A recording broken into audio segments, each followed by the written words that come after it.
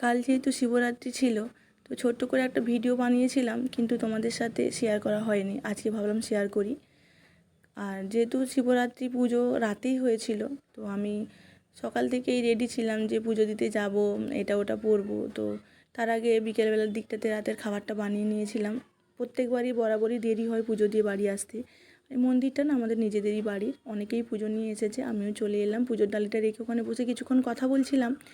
তার কিছুক্ষণ পরেই কিন্তু ব্রাহ্মণ চলে এসেছিলেন, তো পুজো শুরু হয়ে গেছে। আর পুজোর সবথেকে বেশি ভালো লাগে বাবার মাথায় দুধ ঢালা, আকন্দ ফুলের মালা পরানো আর মোমবাতি জ্বালা। তো বেশ ভালোই লাগছিল। অনেকেই ছিল, অনেক রকম কথাও হচ্ছিল। আর যেহেতু বাড়ির মন্দির, বেশি দূর যেতে হয়নি, তাই পাশাপাশি অনেকেই এসেছে পুজো দিতে আমাদের এই মন্দিরটাতে। তোমরা কারা কারা শিবরাত্রি করো আমাকে জানিও। আমার তো খুব ভালো লাগে।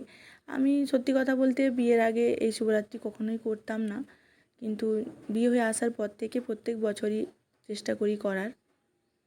যেহেতু আমাদের বাড়িতে নিয়ম আছে, সবাইকেই করতে হয়, তো করি সেই জন্য।